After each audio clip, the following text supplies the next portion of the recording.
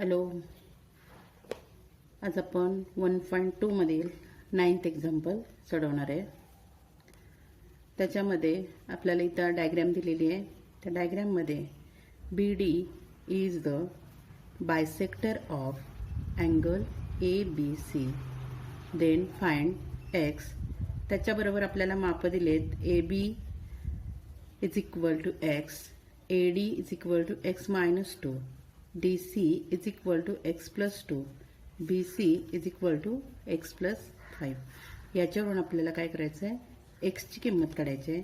BD हा ABCचा कोणदुभाजक असेल तर. आता आपल्याला जे दिलेलं आहे तेच सुरुवात करायची आहे.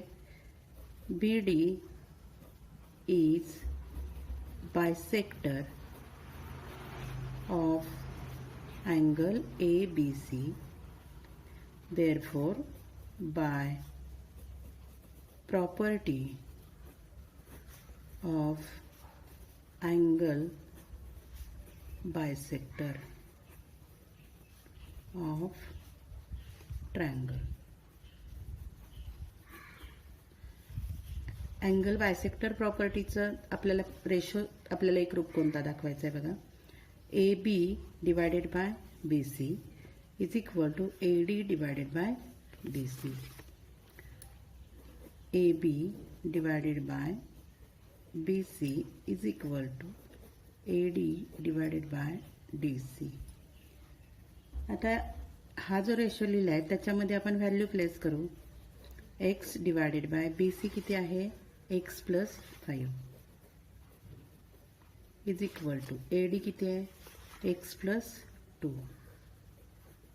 divided by DC आहे, AD आहे X minus 2 आणि X plus 2.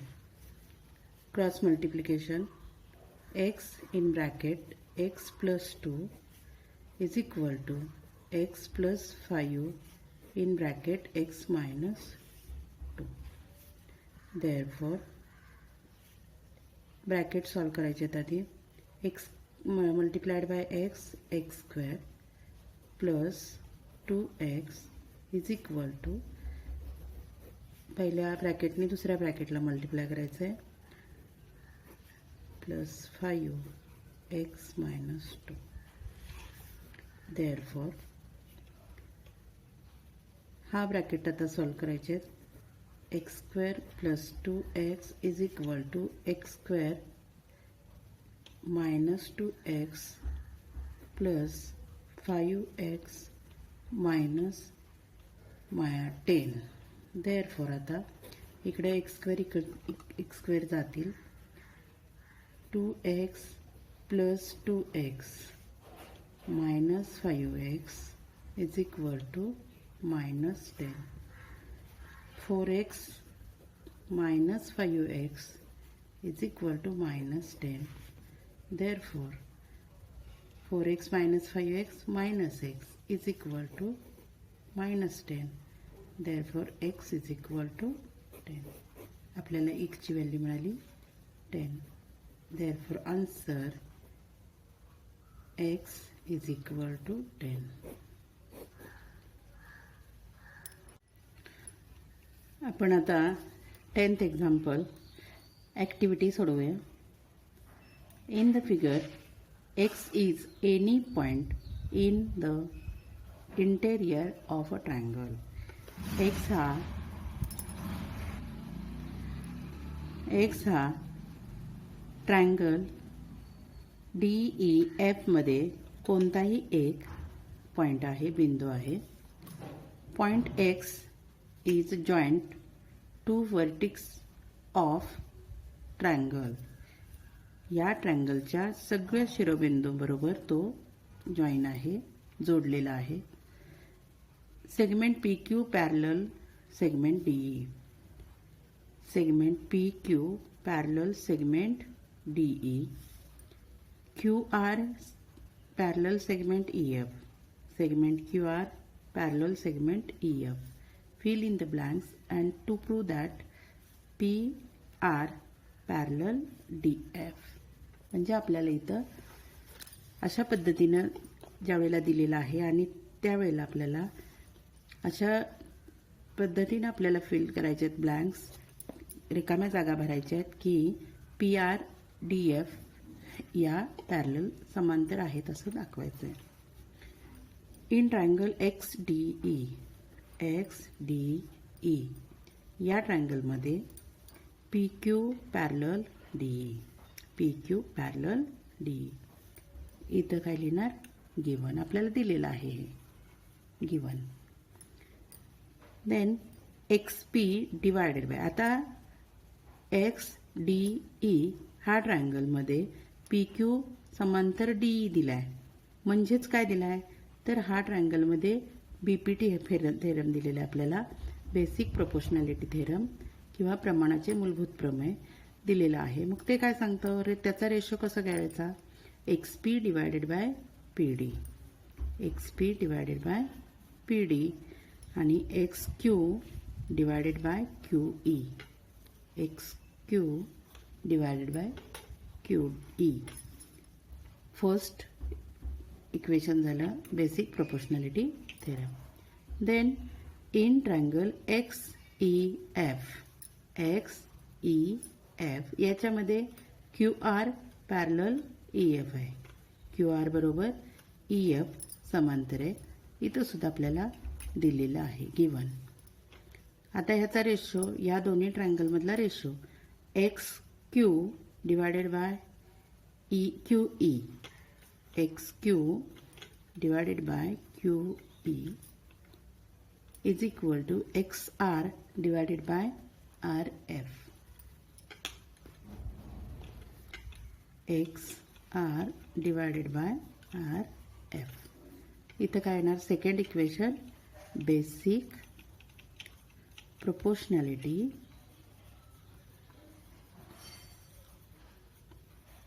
थेरम.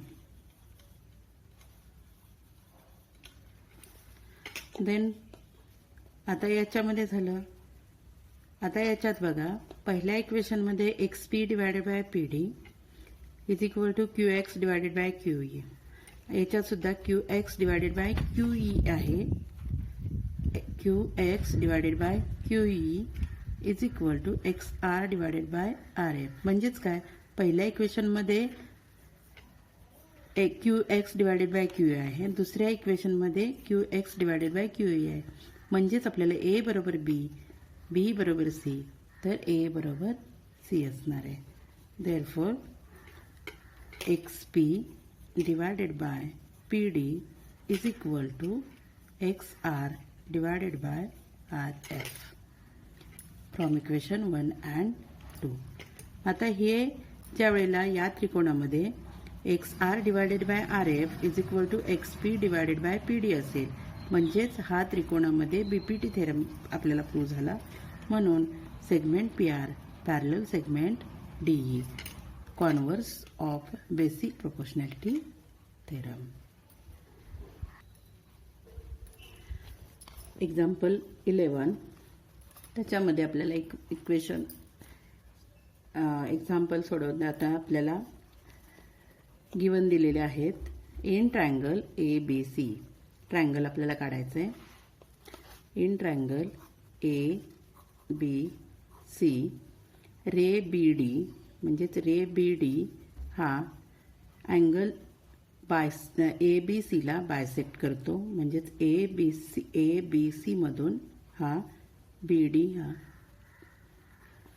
आपल्याला रे काढायचं आहे आणि रे CE म्हणजेच C बिंदूतून काढायचं आहे, बायसेक्ट ACB, म्हणजेच हा C मधून आपल्याला रे काढायचं आहे.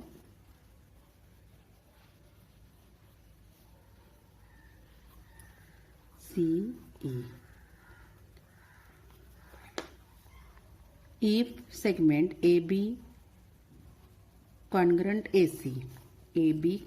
AC आहे, तर प्रूव्ह दॅट ED जी आहे, ही जी आपण लाईन घेतली ड्रॉ केलेली आहे ती BC बरोबर पॅरलल आहे, हे दाखवायचं आहे तुम्हाला. आता याच्यामध्ये दिलेलं आहे ते पहिल्यांदा आपण करणार आहोत. इन ट्रायंगल ABC, ABC मध्ये काय सांगितले? BD is a bisector of angle ABC. आता हा बायसेक्टर आहे म्हणजेच कोणती प्रॉपर्टी आहे? By property of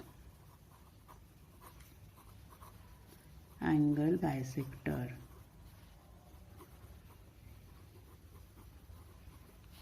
of triangle.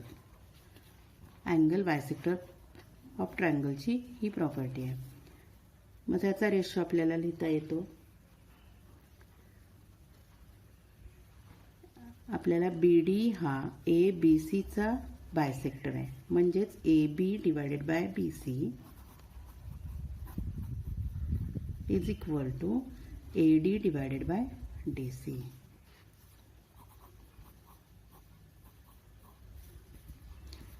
म्हणजेच बघा, हा BD हा ABCचा बायसेक्टर आहे म्हणून AB divided by BC is equal to AD divided by DC.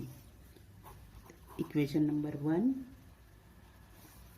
Then again अजून एकदा बघा, ABC ह्या ट्रायंगलमध्ये CE हा ACBचा बायसेक्टर आहे. In triangle ABC CE is a bisector of angle ACB. म्हणजेच परत एकदा, by property of angle bisector of triangle. आता ह्याच्यात परत CE हा बायसेक्टर आहे म्हणजेच AC divided by CB is equal to AE divided by AB.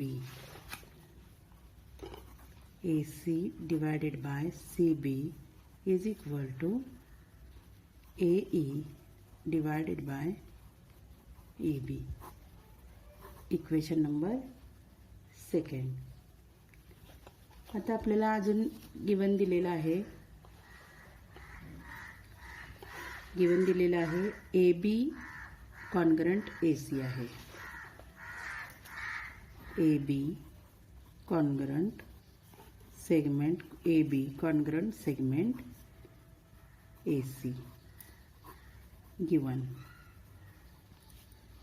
आणि थर्ड इक्वेशन आपल्याला हे गिवन दिलेलं आहे आणि थर्ड इक्वेशन दिले. आता याच्यामध्ये पहिल्या इक्वेशनमध्ये काय सांगितले बघा, AB divided by BC, AD divided by DC, AC divided by CB म्हणजेच BC आणि AE divided by AB.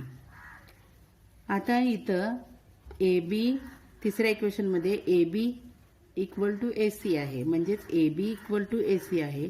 BC तर आधीच आहे खाली म्हणून इथं AB divided by BC is equal to AC divided by CB. म्हणजे एक नंबरमध्ये AB डिवायडेड बाय BC बरोबर AD divided by DC, AC divided by BC बरोबर AE डिवायडेड बाय EB. म्हणजेच आता तिसऱ्यामध्ये AB divided by AB is equal to AC आहे म्हणजेच AB आणि हा AC समान आहे आणि BC तर अगोदरच आहे म्हणून AB डिवायडेड बाय BC पहिल्या is equal to AC divided by BC. आपल्याला इथं कशामुळे मिळाले ते लिहायचं आहे. फ्रॉम इक्वेशन 1, 2 and 3 याला आपण 4th नंबरचं इक्वेशन देऊ. आता परत इन ट्रायंगल ABC, ABC मध्ये AE divided by EB is equal to AE divided by EB is equal to AD divided by DC. कारण हे दोन्ही समान आहे तिथं आपण दाखवलं, म्हणून आपल्याला दाखवायचं आता पुढची बाजू समान असणार आहे. म्हणजेच A बरोबर B, B बरोबर C, म्हणून आपल्याला पुढचा सुद्धा भाग B बरोबर C आहे. AE divided by EB is equal to AD divided by DC.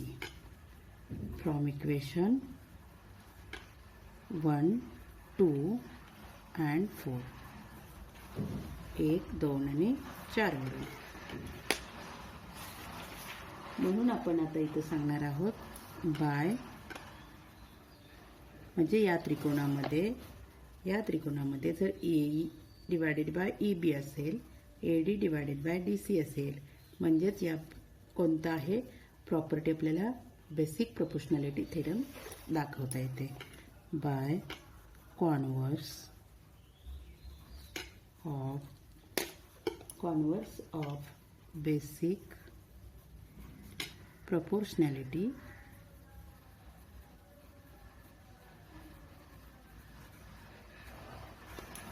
Theorem.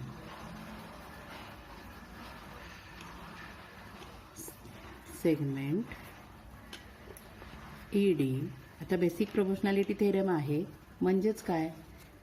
Basic proportionality theorem आहे म्हणजेच काय? या त्रिकोणामध्ये जर बेसिक प्रोपोर्शनॅलिटी थेरम आहे तर ED पॅरलल BC असणार आहे. ED parallel segment BC. That is म्हणजेच काय? तर ED parallel BC.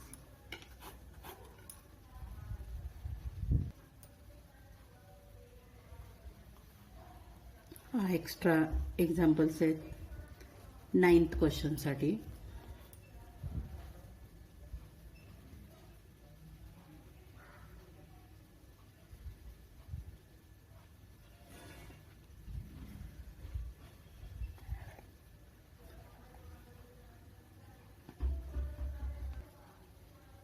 Eleventh क्वेश्चनसाठी example आहेत.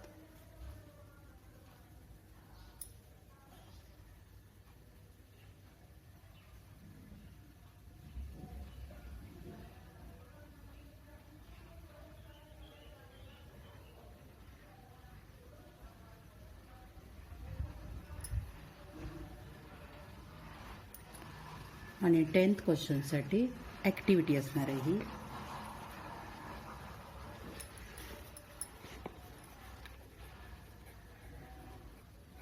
ॲक्टिव्हिटी